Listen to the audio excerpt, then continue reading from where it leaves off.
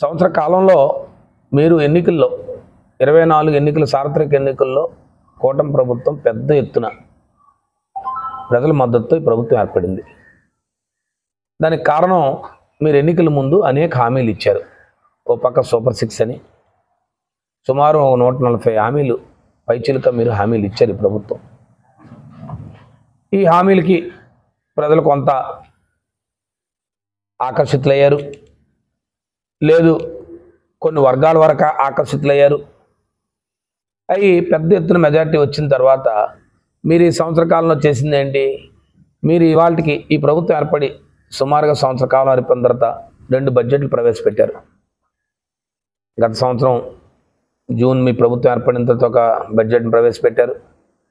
తర్వాత ఇవాళ బడ్జెట్ని ప్రవేశపెట్టారు. మీరు సూపర్ 6 హామీలు చెప్పారు. మీరు హామీల్లో చాలా గొప్పగా చెప్పారు. మేము వచ్చి 4,000 రూపాయల పెన్షన్ ఎన్నికల హామీ ఇచ్చాం. ఎన్నికల హామీలో 4,000 రూపాయల పెన్షన్ పెంచాను. చాలా మంచిది. ప్రతిపక్ష పార్టీగా మా బాధ్యతగా ఏదైనా ఒక మంచి కార్యక్రమం ఆ ప్రభుత్వం అమలు జరిపితే ఖచ్చితంగా దాన్ని స్వాగతిస్తాం. మేమేమి దాంట్లో ఏమీ లేదు. కానీ మీరు 4,000 రూపాయల పెన్షన్ ఇచ్చి ఎన్నికల నాటికి 2024 వైఎస్ఆర్సీపీ ప్రభుత్వం ఎన్నికల నాటికి ఎన్ని పెన్షన్లు ఉన్నాయి ఈ జిల్లాలో? లేదు చీపురుపల్లి నియోజకవర్గంలో ఎన్ని పెన్షన్లు తీసుకుంటున్నారు, ఈరోజు ఎన్ని పెన్షన్లు తీసుకుంటున్నారు చూడండి. అంటే మీరు గత ప్రభుత్వంలో ఏ పెన్షన్లు అయితే ఇస్తున్నారో ఆ రోజు 3,000 రూపాయల పెన్షన్లు ఇస్తున్నామని మేము ఏదైతే ఇచ్చామో దాన్ని 4,000 రూపాయల పెన్షన్ చేస్తూ ఎక్కడా కూడా ఒక్క పెన్షన్ ఈ సంవత్సరం 6 మాసాలుగా మేము లాస్ట్ బయలాటరల్ పెన్షన్ ఎప్పుడు ఇచ్చాము? 2024 జనవరిలో ఇచ్చాం.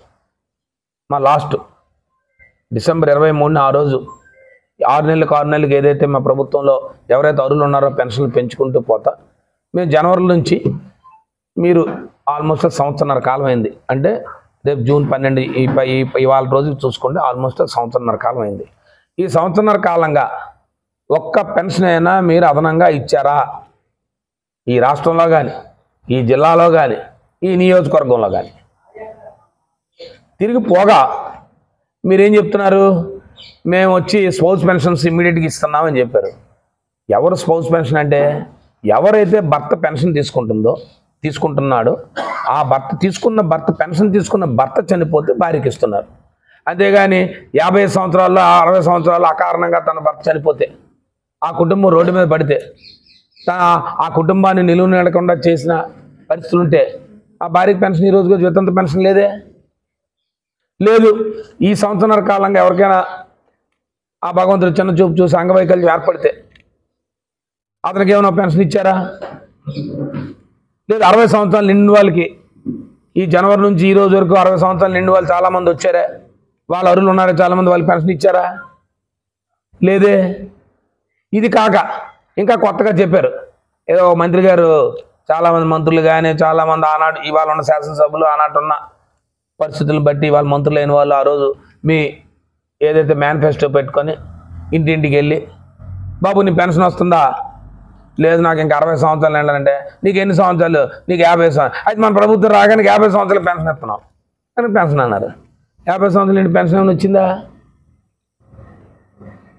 ఇంక ఇది కాగా అంటే ఎందుకు చెప్తున్నామంటే మీరు ఒక హామీని అమలు పరిస్తే ఒక రాజ్యాంగబద్ధంగా మీరు ఒక మేనిఫెస్టో ఇచ్చి మేనిఫెస్టోని ఇంటింటికి తిరిగి మీరు వచ్చి ప్రతి ఒక్కరు ఓటర్ని మీరు ఆశ చూపించి మీరు పెన్షన్లు తీసుకొని మీకు 50 సంవత్సరాలు నిన్న వాళ్ళు పెన్షన్ ఇస్తూ ఉన్నారు, అర్హులు లేని వాళ్ళకి పెన్షన్లు ఇస్తూ ఉన్నారు, 60 సంవత్సరాలు నిన్న వాళ్ళు పెన్షన్లు ఇస్తూ ఉన్నారు.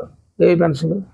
ఇంకా చాలా విచిత్రమైన పరిస్థితి ఏంటంటే ఈ రాష్ట్రంలో ఈ ప్రభుత్వంలో నేను అన్నట్టు చూడలేను. నేను రాజకీయాలు సుదీర్ఘంగా 20 సంవత్సరాలు రాజకీయాల్లో ఉన్నా, అధికారంలో ఉన్నా, ప్రతిపక్షంలో ఉన్నా. అధికారులు ఉంటే ప్రజల కోసం పనిచేసాం, లేదు ప్రతిపక్షం ఉంటే ప్రజల తరపున పనిచేస్తూ ఉన్నాం.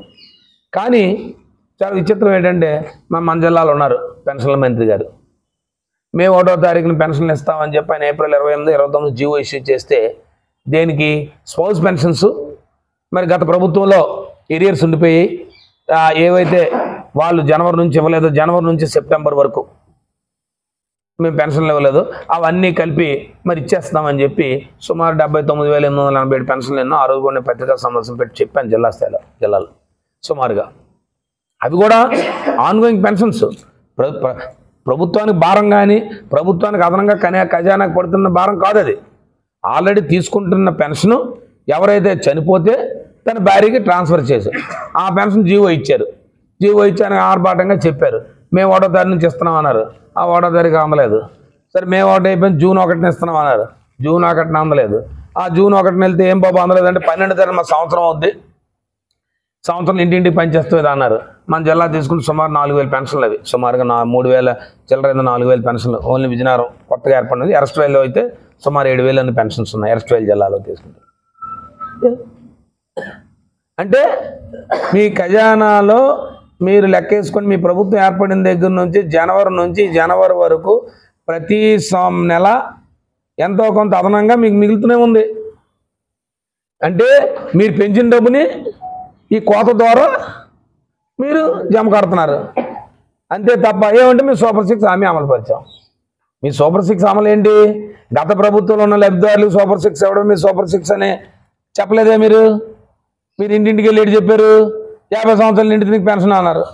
నీకు 60 సంవత్సరాలు నిండిపోతే 4,000 పెన్షన్, 40 సంవత్సరం 48 ఏళ్ళు వచ్చేద్ది అన్నారు. ఇది మీ సూపర్ 6 విధానం.